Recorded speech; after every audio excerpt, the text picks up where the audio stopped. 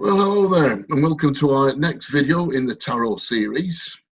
And this time we're looking at the key number 1, the Magician, or as we like to call it, the magical power of concentration. So just a little bit of a recap.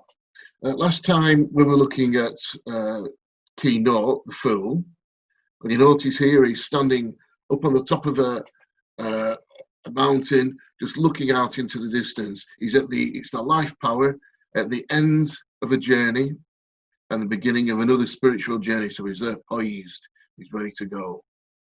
But the Magician, here we've moved on, and now this is the beginning of the journey.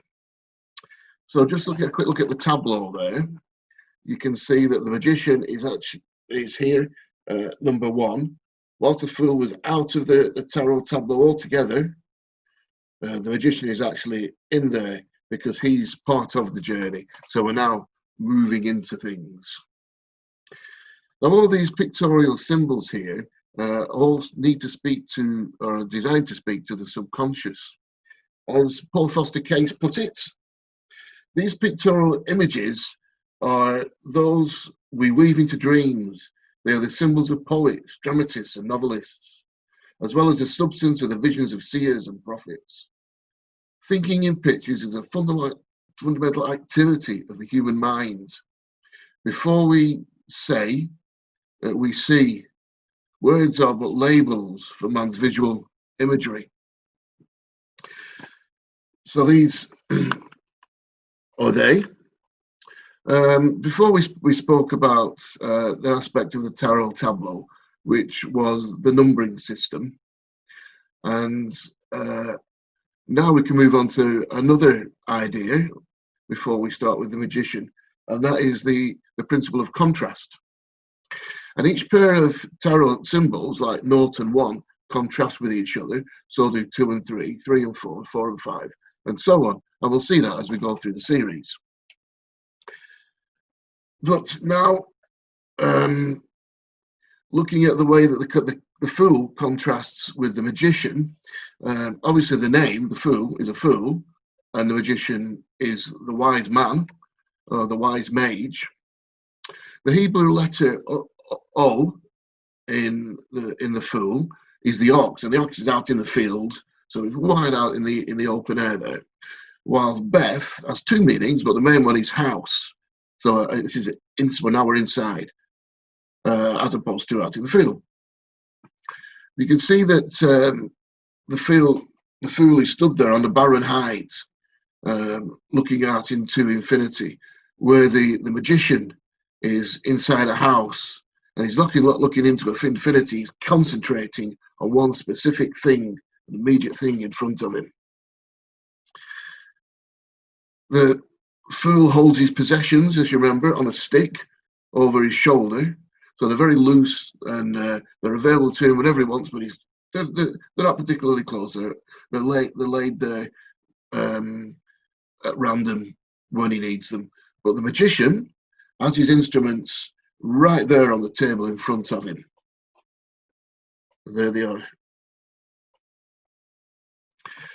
So what I'll do is as we did last time with the Fool, I'll go through the specific symbolism on the card, and then afterwards I'll draw it all together with some idea of how the Magician can be used in a practical manner.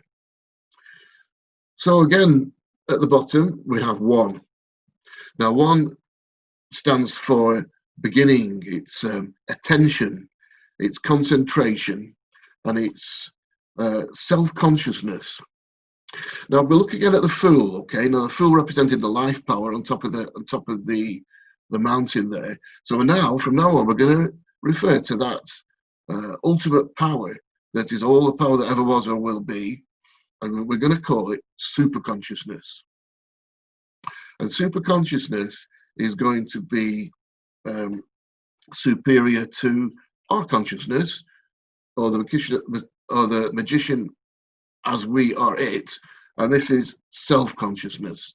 Self-consciousness being the normal waking consciousness that we all have, and we all walk around with every day. Our personality, again, our clothes. So the Hebrew letter here is Beth again, and as we said, this is house, so it's in the internal area, and here it is over the top of the magician there. But it's in Greek, it was kentron, which translated into English as center or concentration. So it's narrowing down all the time. The other meaning of Beth is arrowhead. Now this is important because it represents a transfer of power.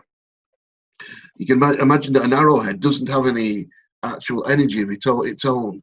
The energy comes from the bow. As you pull back the bow, the energy is here. Then you let it go, and the arrow flies over and hits the target. But the arrow itself didn't have any energy. The energy was in the bow, so it transferred the energy from the bow to the target. So it's a carrier. And in this way, it's the same as Hermes or Mercury. It's a carrier of the gods. Transfers the energy as we transfer the energy through us, magnifying it into the targets. You can demonstrate this by speaking onto your hand. The first latent power was Aleph. So if you say this onto your palm, Aleph, you'll notice that it's just a very, very smooth, relaxing feeling. But if you say the word Beth, Beth, you can feel that arrow. You can feel it shooting off. So that is the power of the life power being shot into the direction you would like it to go. And the picture again is of concentration. Now, concentration is a skill which you can learn. It's if you can think of, say, like, I can look out of my trees ahead of over my computer here. I can study that tree. I can really look into it, and I can see every little aspect of it. And the idea is to try and see into the tree so much that you can grasp the basic underlying principle of the tree. And you say, well, I can't concentrate that well. I don't have that skill. Well, you can learn it, and you do have it. Because if you imagine the last time you were really, really worried about something, man, you could concentrate then, couldn't you? So it's just a case of transferring that skill of concentration into something positive. So back to the picture. Here we have the Arbor of Roses above the house. We said this is the Arbor of Roses. Now, in this arbor, you can see that we have roses again. The Fool held a white rose up, and we said that was desire. Roses are desire, and the white rose was pure spiritual desire. But here we have red roses, so these are active desire. This is we're on the move now. This is active, no longer paused. And 5 roses equal 5 senses. So the magician's in his house, and he's got the super consciousness above of active desire. He has his wand there, and of course the wand is this the way he reaches out to super consciousness, and he transfers the energy down through himself into below, which is we'll talk about in a minute. But so what you've got here is a picture of super consciousness traveling down through self-consciousness as a vessel, as a magnifying vessel. And you'll note that he points down to the garden below. Now, the garden represents subconsciousness. So it's going from superconsciousness through self-conscious, and it's shooting into subconsciousness. This obviously here is the sign for infinity, because it's the life power, the infinite wisdom that carries on and on and on. But it also represents 2 similar sides, which is the equal outcome from similar input. As you can imagine, you can the way you think and the way you imagine creates either a positive or a negative result. So it's best to keep on the positive side, obviously. Now his hair's black, as opposed to the Fool's, which was yellow. But black means ignorance. Okay, so basically he's ignorance of lots of things in the universe, but he has a white band around it, which is going to represent purity and truth. So although he's ignorant, he's wrapped himself in purity and truth. So he's an active working magician in that respect. So the garden is in the foreground and representing subconsciousness. You'll see that we have the roses there. So again, we were into active desire. And we also have 4 lilies. The lilies, they represent truth and knowledge and mathematical principles. And also there's 6 petals to the lilies, and these represent the energies of creation. So you've got things like light, sound, heat, electricity, chemical, magnetic, etc. So looking at the magician himself there, he's wearing a red cloak. So this is active, again, it's Mars, so he's an active magician. He can take the cloak off whenever he likes to reveal the white of purity and wisdom underneath. And you notice his belt is a snake, and the snake has swallowed its own tail. So that means it's infinity, as opposed to the Fool. If you remember, he had a girdle of zodiac signs around him, representing time. So time has now moved into infinity. Okay, so what else have we got?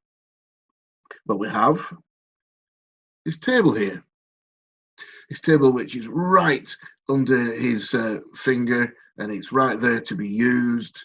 And the table is made of wood which came from the garden. So out of subconscious, he created something solid and usable. And beneath this solid table, we have this area, they're called capitals, and that again represents architecture. So it refers to Beth, again something material and substantial that's being created. The shape of the capitals is the Ionic order, and this represents the Ephesian temple of the goddess Diana. And Diana and the moon, of which she's a goddess, always in tarot represents consciousness. So moving on to look at what's actually on the table, there are various articles here. You can see you've got the wands. The wand represents, again, concentration, because we've said that the magician is a magical power of concentration. So the idea is, it's like he's pointing his finger down.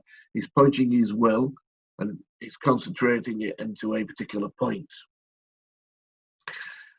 There's also, we've got the cup.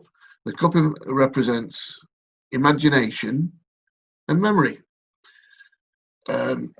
Imagination is very important again to the subconscious, and memory, if you pour water into a cup, it memorizes the shape of the cup.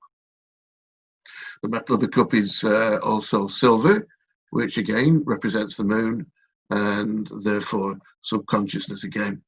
Now the sword, this represents creative destruction. Not destruction. Destruction is no good without creation. So it slashes, it burns, and slashes until it's ready for recreation. The Austrian economist spoke of this, particularly Schumpeter, who spoke of the perennial gale of creative destruction. Like a plant can only regrow once it's died in the winter, and it regrows. And that can be generally said of most things.